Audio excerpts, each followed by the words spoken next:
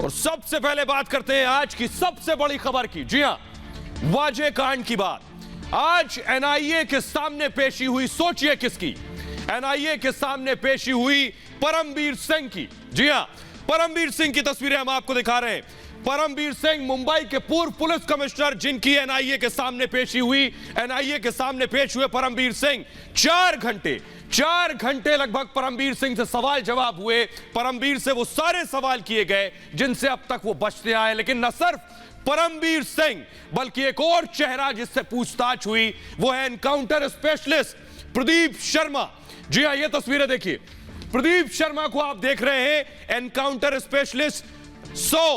100 encounter किए हैं प्रदीप शर्मा ने। एनकाउंटर का शतक लगाया है प्रदीप शर्मा ने। प्रदीप शर्मा से एनआईए दफ्तर में पूछताछ हुई 7.5 घंटे। बड़ी खबर यह है कि प्रदीप शर्मा से पूछताछ खत्म हो गई है एनआईए ऑफिस में। प्रदीप शर्मा से सुबह दोपहर लगभग 1 बजे से पूछताछ चल रही थी। खबर यह है कि प्रदीप शर्मा से पूछताछ खत्म हो गई। एनकाउंटर स्पेशलिस्ट से लगातार एनआईए पूछताछ कर रही थी और अभी अभी खबर मिल रही है कि पूछताछ खत्म हो गई है प्रदीप शर्मा से। तस्वीरें हम आपको दिखा रहे हैं, तस्वीरें प्रदीप शर्मा की दिखा रहे हैं जिस वक्त वो बाहर निकले प्रदीप शर्मा की इस केस में एंट्री के बाद सवाल उठ रहे हैं। देखिए, प्रदीप शर्मा एनआईए दफ्तर से बाहर निकले हैं 1 बजे से लगभग 8:30 बजे तक प्रदीप शर्मा से पूछताछ हुई। पूरे 7.5 घंटे। सवाल यह है कि प्रदीप शर्मा की वाजे कांड में एंट्री क्यों हुई है। प्रदीप शर्मा पर आरोप भी है, 100 एनकाउंटर भी उन्होंने किए हैं, लेकिन प्रदीप शर्मा एनकाउंटर स्पेशलिस्ट का इस मामले में कनेक्शन सामने आना सवाल खड़े करता है। पहले जरा देखिए प्रदीप शर्मा है कौन।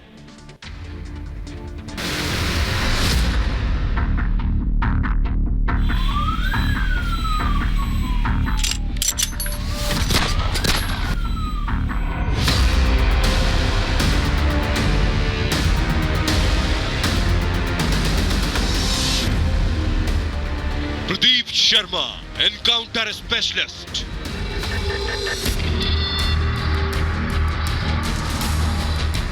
कभी मुंबई में अपराधियों के लिए मौत का दूसरा नाम बन गए थे प्रदीप शर्मा।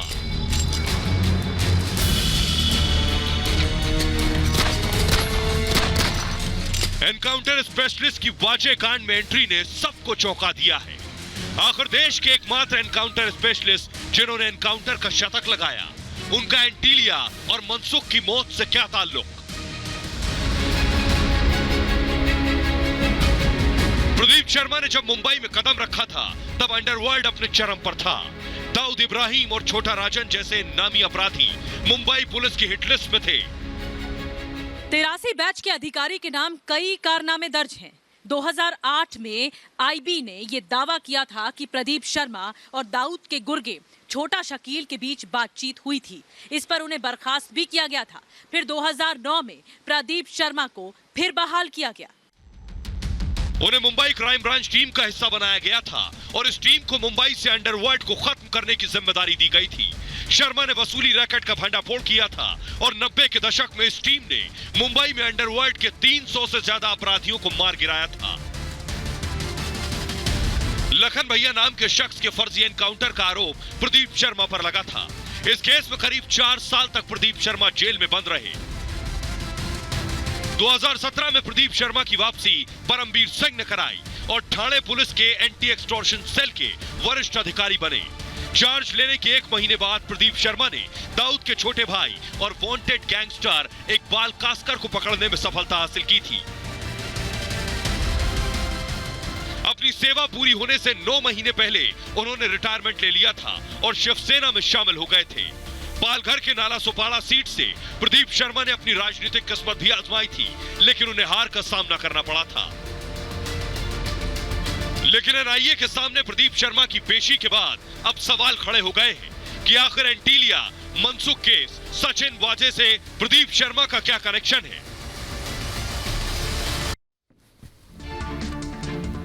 तो यह आपने जान लिया कि आखिर प्रदीप शर्मा है कौन। आइए अब आपको बताते हैं कि प्रदीप शर्मा को बुलाया क्यों गया, एनकाउंटर स्पेशलिस्ट को क्यों बुलाया गया, यह आपको बताता हूं। देखिए, प्रदीप शर्मा को आप देख पा रहे हैं, एक तरफ प्रदीप शर्मा को बुलाने के पीछे वजह यह कि सचिन वाजे और प्रदीप शर्मा में 60 गांठ का शक एनआईए को है। प्रदीप शर्मा को इसलिए बुलाया गया क्योंकि पुलिस मुख्यालय यानी परमवीर का जो दफ्तर है पुलिस हेडक्वार्टर मुंबई में, वहां प्रदीप शर्मा और सचिन वाजे की मुलाकात हुई। यह एक वजह है बुलाने की। इसके अलावा मैं आपको बताऊं कि मनसुख की हत्या से पहले दोनों की मुलाकात हुई, यानी मनसुख की हत्या 4 से 5 तारीख के बीच हुई और इससे पहले प्रदीप शर्मा सचिन वाजे से परमवीर के पुलिस हेडक्वार्टर दफ्तर में मिला। इसके अलावा मैं आपको बताऊं, सवाल यह कि आखिर विनायक शिंदे प्रदीप शर्मा का करीबी है। यह समझने वाली बात है।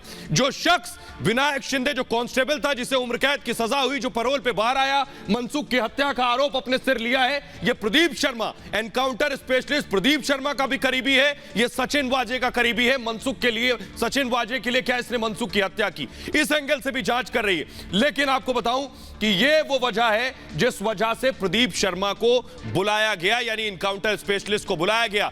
लेकिन न सिर्फ प्रदीप शर्मा, बल्कि आपको बताऊं कि प्रदीप शर्मा के अलावा परमवीर सिंह को भी बुलाया गया। जी हां, परमवीर सिंह से लगभग 4 घंटे तक पूछताछ हुई। परमवीर सिंह जिस वक्त निकले, वो तस्वीरें मैं आपको दिखाने जा रहा हूं। एनआईए दफ्तर से परमवीर सिंह बाहर निकले। ये देखिए, बाहर निकलने की तस्वीरें परमवीर सिंह की मैं आपको दिखा रहा हूं। परमवीर सिंह 4 घंटे की पूछताछ के बाद बाहर निकले। परमवीर से क्या कुछ सवाल एनआईए ने किए, यह आपको बताएंगे। लेकिन उससे पहले आपको दिखाते हैं कि परमवीर के लिए बुरे दिन शुरू हो गए, क्योंकि परमवीर की पहले कुर्सी गई कमिश्नर की, और अब एनआईए सवाल करेगी, और एनआईए के बाद उनसे सवाल सीबीआई भी करेगी। देखिए रिपोर्ट।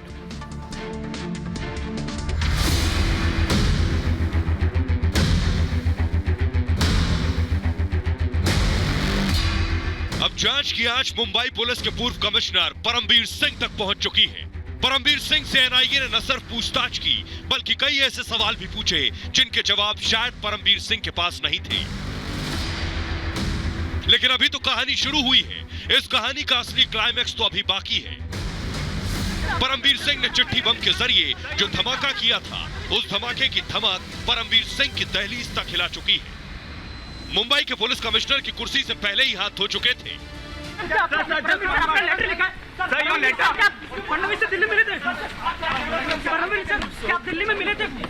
जिसके बाद हाईकोर्ट से आस लगाई तो वहां से भी फटकार मिली। Sir, how do you react to the High Court? No, I have no comments. I have no comments. Sir, it's a relief for you to... No, I have no comments to make on this. Do you believe that the truth will come out, sir? No comments. No comments. The investigation has been given to CBI, sir. No comments. No comments. Sir, CBI has to submit report in 15 days, sir.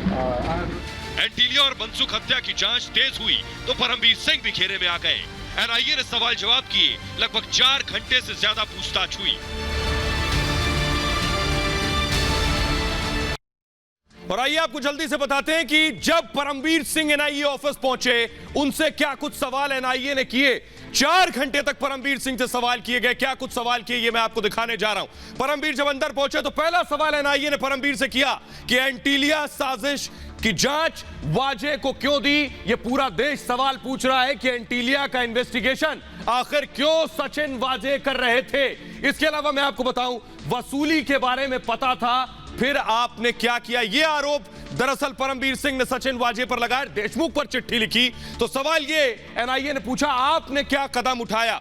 इसके अलावा मैं आपको बताऊं, जो सवाल किया गया, किस आधार पर वाजे की बहाली की गई। 16-17 साल से जो शख्स बाहर था उसकी बहाली क्यों की, यह सवाल किया गया अगला। इसके बाद अगला सवाल जो परमवीर से किया गया, किस आधार पर क्राइम इंटेलिजेंस यूनिट का हेड बना दिया परमवीर ने सचिन वाजे को। यह सवाल उनसे किया गया। यह वो सवाल जो परमवीर से पूछे गए, सभी बड़े केस वाजे को क्यों दिए। इसमें एंटीलिया केस, टीआरपी केस, ये सारे केस वाजे को क्यों दिए। 4 घंटे की पूछताछ में ऐसे ही सवालात परमवीर से किए गए। लेकिन अब आपके जहन में एक सवाल आ रहा होगा कि इस केस में कितने नाम हैं। पहले सचिन वाजे, परमवीर सिंह, प्रदीप शर्मा, और न जाने इसके बाद कितने नाम सामने आएंगे। तो देखिए जरा कि सचिन वाजे, परमवीर सिंह और प्रदीप शर्मा में आपस में कनेक्शन क्या है। देखिए रिपोर्ट।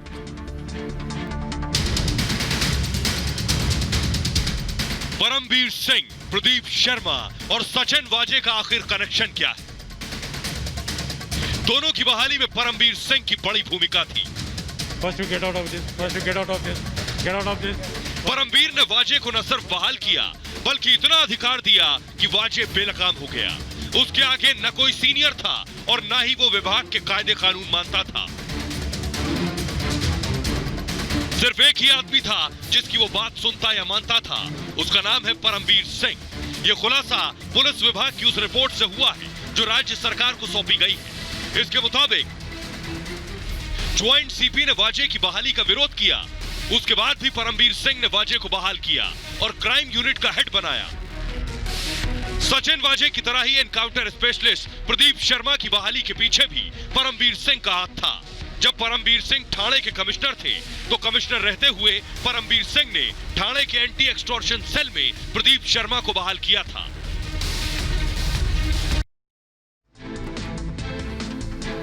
तो हमने आपको बताया कि कैसे परमवीर सिंह ने सचिन वाजे को बहाल किया था और अब आपके सामने एक पुख्ता सबूत रखने जा रहा हूं। वो पुख्ता सबूत ये चीख चीख कर कहेगा कि दरअसल परमवीर ने बाकायदा आदेश जारी किया था सचिन वाजे के लिए। प्रूफ आपके सामने।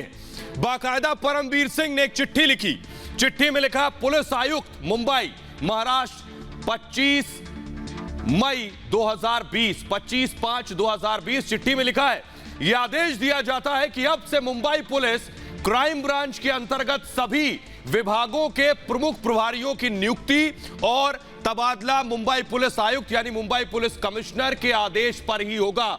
यानी परमवीर सिंह ने यह चिट्ठी लिखी और यह कहा कि क्राइम इंटेलिजेंस यूनिट यानी जिसमें सचिन वाजे था उसमें सारी नियुक्तियां प्रभारियों के तबादले ये खुद परमवीर सिंह करेंगे। सोचिए 25 मई मैं आपको बताऊं कि 25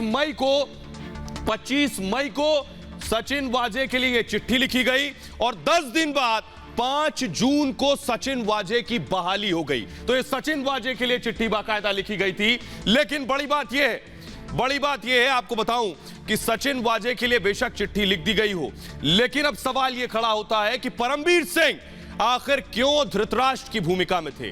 क्यों परमवीर सिंह चुप और खामोश थे? पहला सवाल यह कि उनके अपने दफ्तर में यानी पुलिस हेडक्वार्टर में स्कॉर्पियो खड़ी थी। पुलिस हेडक्वार्टर के अंदर स्कॉर्पियो खड़ी थी। क्या परमवीर सिंह ने देखा नहीं, या परमवीर सिंह ने नजरअंदाज कर दिया, या परमवीर सिंह जानबूझ के खामोश हैं? दूसरी बात यह कि साजिश की ब्लैक ऑडी भी PHQ यानी पुलिस हेडक्वार्टर में खड़ी थी। परमवीर सिंह ने उसे भी देखा नहीं, खामोश रहे, नजरअंदाज कर दिया या जानकर भी चुप थे। तीसरी बात कि असिस्टेंट पुलिस इंस्पेक्टर API यानी लग्जरी गाड़ियों में घूम रहा था, वो बाइक चला रहा था, महंगी लाखों की कारें चला रहा था, 50 से 60 हजार कमाने वाला API, और परमवीर सिंह को पता तक नहीं था। यह असंभव है। इसलिए एक और बात यह कि परमवीर सिंह आखिर क्यों खामोश थे कि वाजे और प्रदीप शर्मा पुलिस हेडक्वार्टर में मिले मनसुख की मौत से पहले, हत्या से पहले। उसी पुलिस हेडक्वार्टर में 2 बार मिले जिसमें परमवीर सिंह बैठते हैं। क्या परमवीर सिंह को दिखा नहीं? परमवीर सिंह को जानकारी नहीं थी? ये सारे सवाल है जो परमवीर सिंह पर उंगली उठा रहे हैं। वाजे की वसूली पर आखिर क्यों परमवीर सिंह चुप और खामोश रहे? ये सबसे बड़ा और महत्वपूर्ण सवाल है। आइए अब आपको सुनवाते हैं। बीजेपी लगातार हमलावर है। बीजेपी सवाल कर रही है आखिर कि क्यों चुप रहे परमवीर सिंह? परमवीर सिंह चुप थे या सिर्फ जानकर अनजान बनने की अभी कोशिश कर रहे हैं? सवाल यह उठता है, मुंबई के पूर्व पुलिस कमिश्नर परमवीर सिंह जी को मुंबई के पुलिस कमिश्नर बनाया किसने? ये 3 दलों की वसूली सरकार ने। अब ये 3 दलों की वसूली सरकार का वाजे लाडला था, प्यारा दुलारा था, ये तो देश देख रहा है। मुंबई के पूर्व पुलिस कमिश्नर को वाजे के पोस्टिंग के बारे में आदेश किसने दिए? मुख्यमंत्री ने दिए, गृह मंत्री ने दिए, किसने दिए? इस बात की भी जांच होना आवश्यक है। और आज बड़ी खबर यह कि सचिन वाजे की NIA कोर्ट में पेशी हो गई। जी हां, तस्वीरें हम आपको दिखाने जा रहे हैं। सचिन वाजे को आज NIA कोर्ट में पेश किया गया। रिमांड खत्म हो रही थी। यह देखिए सचिन वाजे, सफेद मास्क, सफेद शर्ट। सचिन वाजे को आज NIA कोर्ट में पेश किया गया। सचिन वाजे की 2 दिन की रिमांड बढ़ा दी गई है। देखिए जरा कोर्ट में आज क्या हुआ।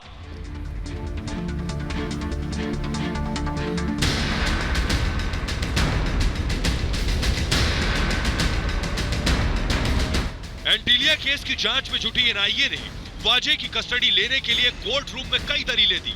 एनआईए ने कोर्ट को बताया कि पूछताछ के दौरान हमें पता चला है कि सचिन वाजे के खाते में 36 लाख रुपए का ट्रांजैक्शन हुआ है। हमें पता करना है कि सचिन वाजे के पास इतनी बड़ी रकम कहां से आई। हमें शक है कि इसी रकम से जेलेटिन खरीदा गया। इतना ही नहीं, सचिन वाजे के खाते में और भी कई बड़ी रकम का लेन देन हुआ है। हमें इस पूरी मनी ट्रेल के बारे में और बारीकी से पड़ताल करनी है। इस वक्त आप देख रहे हैं सचिन वाजे को लेकर जाया जा रहा है एनआईए कोर्ट। सचिन वाजे को आप देख रहे हैं हेवी सिक्योरिटी के बीच सचिन वाजे को ले जाया जा रहा है। दलीलें सुनने के बाद एनआईए कोर्ट ने 9 अप्रैल तक यानी 2 और दिन की रिमांड बढ़ा दी। लेकिन इस दौरान कोर्ट में सीबीआई ने भी सचिन वाजे से पूछताछ के लिए एक याचिका लगाई, जिसे कोर्ट ने स्वीकार कर लिया और सीबीआई को एनआईए की कस्टडी के दौरान पूछताछ की इजाजत दे दी।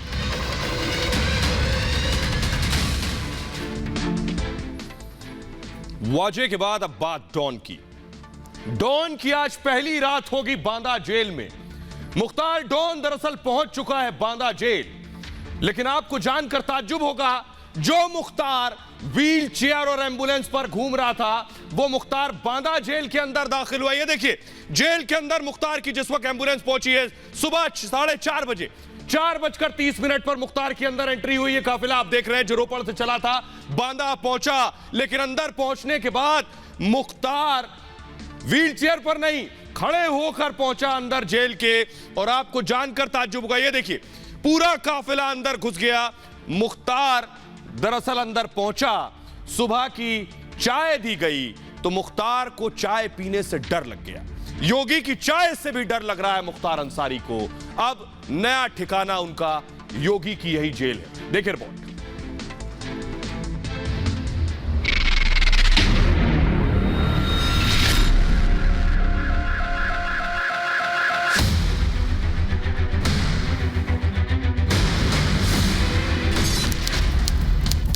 बुधवार सुबह 4:30 बजे बांदा जिला कारागार। 26 महीने बाद यूपी का most wanted don Mukhtar Ansari के लिए योगी की जेल का दरवाजा खुला। ये वो पल था जिसका खौफ मुख्तार को सोने नहीं दे रहा था। इसी पल को टालने के लिए मुख्तार ने अपनी पूरी ताकत लगा दी, लेकिन योगी के हंटर के आगे आखिरकार डॉन को सरेंडर करना पड़ा। ये पुलिस की टीम का काफिला और ये एम्बुलेंस आपके सामने, और यही वो गाड़ियां, और इसी गाड़ी में मुख्तार अंसारी मौजूद है। ये तस्वीरें हम आपको दिखा रहे हैं। तो यही वो गाड़ी अंदर चली गई जिसमें मुख्तार अंसारी बैठा हुआ था, और साथ ही ये पुलिस की गाड़ियां जो पीछे सिक्योरिटी में आई है, वो तमाम गाड़ियां अब एक के बाद एक अंदर गई।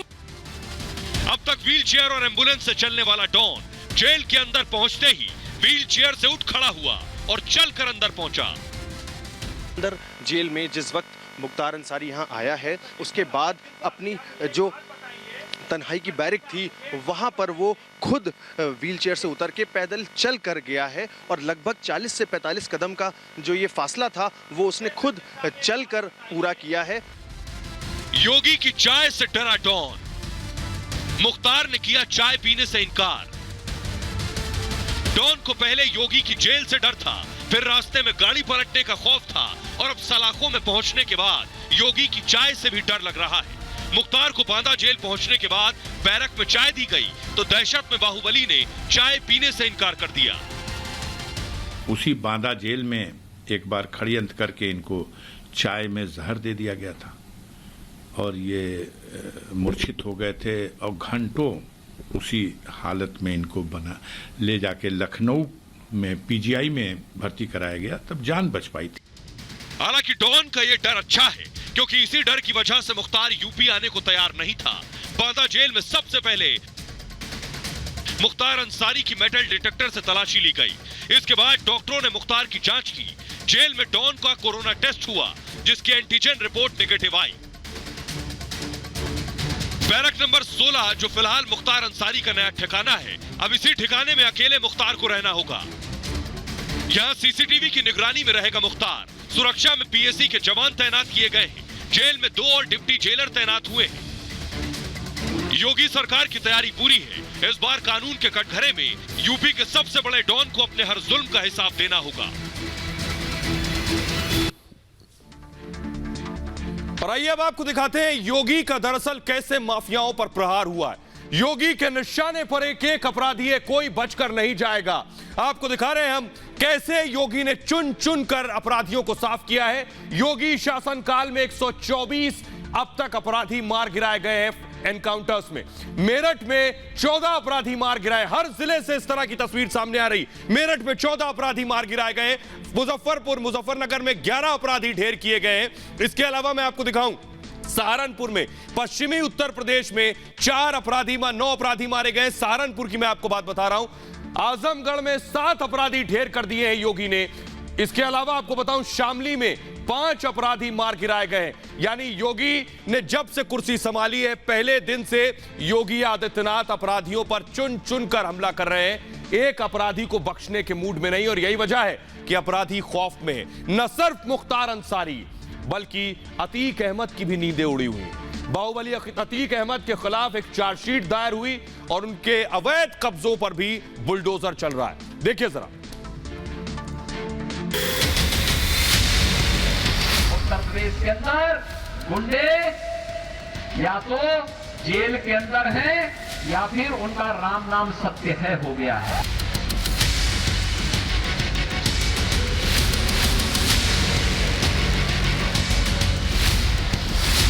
अपराधी आज या तो जेल के अंदर है या प्रदेश छोड़ करके कहीं मुंह छुपा करके बैठा हुआ है, उसको प्रदेश के अंदर आने का दुस्साहस नहीं कर सकता। ये एक योगी का प्रण था, अपराधियों को उत्तर प्रदेश छोड़ देने की हिदायत थी। गुंडागर्दी आज से 4 वर्ष पहले उत्तर प्रदेश में भी कुछ लोग करते थे, लेकिन आज उन गुंडों का पता ही नहीं लगा कहां चले गए, गायब। उत्तर प्रदेश में अपराध की हुकूमत चलाने वालों के खिलाफ एक योगी की भीष्म प्रतिज्ञा थी। बहुत सारे लोग जेल में चले गए, बहुत सारे लोग यमलोक चले गए और बहुत सारे लोगों को दूसरे लोगों की यात्रा पे भेज दिया गया है। मुख्तार अंसारी तो बांदा जेल में अपने गुनाहों के हिसाब का इंतजार कर रहा है, लेकिन योगी की लिस्ट में अगला नंबर बाहुबली अतीक अहमद का है। ये सीएम योगी का डर ही तो है कि जिस अतीक के नाम से लोग कांपते थे वो अतीक खुद अब योगी के नाम से कांप रहा है और अहमदाबाद की जेल में अपने गुनाहों का हिसाब दे रहा है। अतीक अहमद पर देवरिया जेल कांड, सुरजीत डबल मर्डर, बीएसपी विधायक राजूपाल हत्याकांड के गवाहों को धमकी। अतीक अहमद पर कुल 163 मुकदमे दर्ज हैं और गैंगस्टर समेत अन्य मुकदमों में चार्जशीट दाखिल हो चुकी है। योगी आदित्यनाथ ने वचन दिया था कि अपराधियों को छोड़ूंगा नहीं। अपनी उसी प्रतिज्ञा को पूरा करने के लिए सीएम योगी ने अतीक अहमद के साम्राज्य को ध्वस्त कर दिया।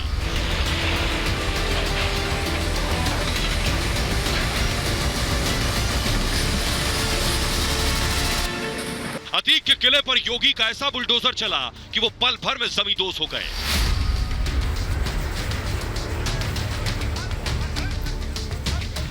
अतीक तो छोड़ दीजिए, उसके गुर्गों पर भी सीएम योगी ने ऐसा प्रहार किया कि अतीक की पूरी हुकूमत मिट्टी में मिल गई। वो अतीक अब जेल में है और उसके खिलाफ योगी का एक्शन फुल है।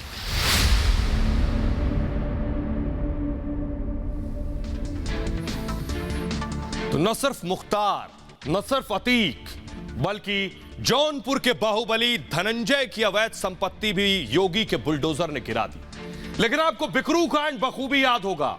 आज भी हर बाहुबली माफिया डॉन उस बिकरू कांड को याद कर सिहर उठता है। कैसे विकास दुबे ने 8 पुलिस वालों को जान से मार दिया था। उसके बाद कैसे विकास दुबे की गाड़ी पलट गई और योगी राज में ऐसे अपराधियों का सफाया हो गया। देखिए रिपोर्ट।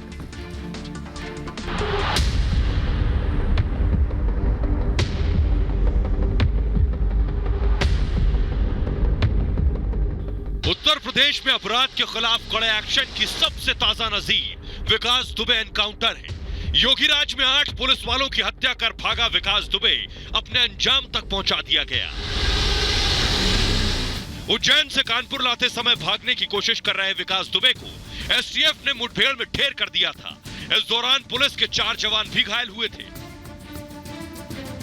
2 जुलाई को पुलिस टीम पर हमला करने वाले विकास दुबे के खिलाफ योगी सरकार के एक्शन का ही असर था कि 6 दिनों बाद ही उसे उज्जैन के महाकाल मंदिर से गिरफ्तार कर लिया गया।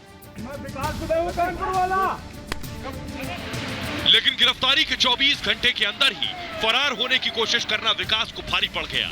कभी अपराधियों के लिए सुरक्षित पनाहगाह बन चुके यूपी में इस घटना ने साफ कर दिया था कि योगी राज में गैंगस्टर्स के लिए एक ही रास्ता है, या तो सुधर जाओ नहीं तो गोली खाओ।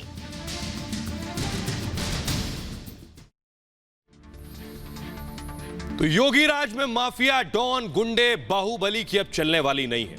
और योगी ये बात पश्चिम बंगाल में भी कह चुके हैं कि गुंडों का सफाया वहां से भी होगा। बात पश्चिम बंगाल चुनाव की। खबर यह है कि असदुद्दीन ओवैसी 7 सीटों पर, पश्चिम बंगाल की 7 सीटों पर भाईजान उतर चुके हैं। और भाईजान के चुनाव में उतरते ही सबसे ज्यादा परेशानी ममता बनर्जी को हो रही है, क्योंकि ओवैसी ने जो 7 सीटें चुनी है, इस पे सबसे ज्यादा नुकसान अगर किसी को होने वाला है तो वो है ममता बनर्जी। और साथ ही साथ यही वजह है कि ममता बार बार मुस्लिम वोटों को एकजुट करने में लगी है। उन्हें लग रहा है कि ओवैसी भाईजान कहीं उनके मुस्लिम वोट बैंक में सेंध ना लगा दे। देखिए जरा रिपोर्ट।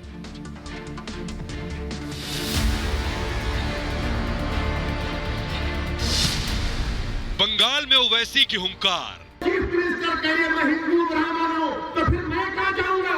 मैं कहां जाऊंगा? बताओ, तुम सोचो, फैसला करो, तुम और हम कहां जाएंगे? मुश्किल में ममता सरकार। আর হিন্দু মুসলমানে ভাগাভাগি করার চেষ্টা করছে, আর মুসলমান ভোটটাকেও ভাগ করার চেষ্টা করছে। ওদের একটা ভোটও দেবেন না, ওদের একটা ভোটও দেবেন না। ममता पर मोदी का प्रहार। मुसलमानों एक हो जाओ, मुझे बचाओ, मुझे बचाओ, मुझे बचाओ, ये दीदी बोल रही है। बंगाल में सत्ता की लड़ाई चरम पर है। ममता मुस्लिम वोटरों को रिझाने में कोई कसर नहीं छोड़ रही, लेकिन ओवैसी ने चौथे चरण में उनके लिए मुश्किलें खड़ी कर दी हैं। चौथे चरण में 10 अप्रैल को वोटिंग होगी। एमआईएम सुप्रीमो असदुद्दीन ओवैसी ने जिन 7 उम्मीदवारों का चुनाव मैदान में उतारा है, उन सभी 7 सीटों पर 10 अप्रैल को ही वोटिंग होगी। आपने 10 साल में मुस्लिम माइनॉरिटीज के लिए क्या किया? आपने मुस्लिम माइनॉरिटीज के लिए कौन सा काम किया, बताइए ना। ममता बनर्जी ये भी कहती है कि मैं माइनॉरिटी की मिनिस्टर भी हूँ, वो पोस्ट मेरे पास है, तो बताइए ना आपने क्या किया? कुछ तो किया होगा ना आपने, तो बताइए आपने क्या किया। जाहिर है ओवैसी की नजर मुस्लिम वोटों पर है, और चौथे चरण में जिन जिलों में चुनाव हो रहे हैं उनमें ज्यादातर मुस्लिम बहुल हैं। मुर्शिदाबाद में 66% मुसलमान हैं, मालदा में 51% और उत्तरी दिनाजपुर में 50% मुस्लिम हैं। अब ऐसे में ममता को बौखलाना लाजमी है। হায়দ্রাবাদ থেকে বিজেপির এক বন্ধু এসছে, আর ফুরফুরা শরীফের একটা চ্যাংড়াকে নিয়ে সে কয়েক কোটি টাকা খরচা করে কমিউনাল স্লোগান দিচ্ছে, আর হিন্দু মুসলমানে ভাগাভাগি করার চেষ্টা করছে, আর মুসলমান ভোটটাকেও ভাগ করার চেষ্টা করছে। যদি আপনারা এনআরসি না চান, এনপিআর না চান, কে না চান, বাংলায় হিন্দু মুসলমান ভাগ করতে না চান, সংখ্যালঘু ভাই বোনেরা আমার, ওদের একটা ভোটও দেবেন না, ওদের একটা ভোটও দেবেন না। दरअसल पहले 3 चरण में ममता का सीधा मुकाबला बीजेपी से था। बीजेपी ने उन्हें कांटे की टक्कर दी। अब आगे के चरण में कांग्रेस लेफ्ट गठबंधन से भी सामना है। बीजेपी को इस बात का एहसास है, इसलिए पीएम मोदी के निशाने पर सीधे ममता है। अगर हमने कहा होता कि सारे हिंदू एकजुट हो जाओ, बीजेपी को वोट दो, तो दीदी ये इलेक्शन कमीशन हमें 8-10 नोटिस भेज देता। अरे इतना ही नहीं, सारे अखबार देश के पहले पेज पर भरे पड़े होते और दुनिया भर के एडिटोरियल लिख करके हमारे बॉल नोच लिए होते। तो ऐसे में सवाल ये कि क्या ओवैसी ममता का खेल खराब करेंगे, या हिंदू मुस्लिम के चक्कर में ममता ने ओवैसी का रास्ता आसान कर दिया है और बीजेपी में भी सत्ता की आस जगा दी है। इसके लिए 2 मई तक का इंतजार करना होगा।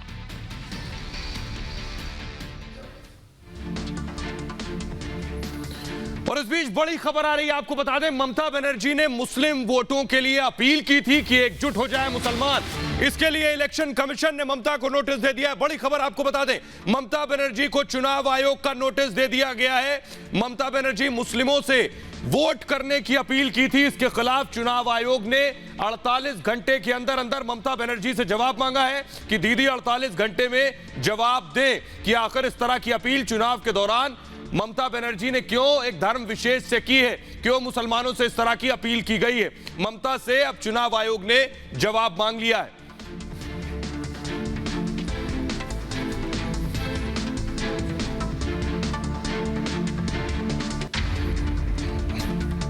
तो बड़ी खबर यह है, इस बीच आपको बताएं कि ममता दरअसल परेशान है ओवैसी की एंट्री से। ममता को लग रहा है कि ओवैसी चुनाव लड़ेंगे तो सबसे ज्यादा नुकसान उनको होगा। लगभग 30% से ज्यादा मुसलमान बंगाल में हैं। उन्हें लग रहा है कि ओवैसी उनका वोट काट देगा, इसलिए ममता ने यह अपील की। चुनाव आयोग ने नोटिस दे दिया। आपको बताते हैं, अगर मैं आपको दिखाऊं कि ओवैसी की जो चाल है वो आपको बताएं, केवल 7 उम्मीदवार ओवैसी ने उतारे हैं। 7 उम्मीदवार ओवैसी ने उतारे हैं जो मुस्लिम बहुल सीटों पर उतारे हैं। ये उम्मीदवार सभी उम्मीदवार मुस्लिम बिरादरी से हैं। सभी 7 सीटों पर ये चौकोना मुकाबला होगा, चौतरफा मुकाबला होगा, जिसमें टीएमसी, बीजेपी, लेफ्ट गठबंधन से टक्कर। फिर से देखिए, 7 उम्मीदवार उतारे ओवैसी ने। इन 7 उम्मीदवारों के अलावा आपको बताएं मुस्लिम बहुल सीटों पर ये सारे उम्मीदवार हैं। इससे बड़ी चीज ये है कि सारे मुसलमान उम्मीदवारों को ही ओवैसी ने टिकट दिया है।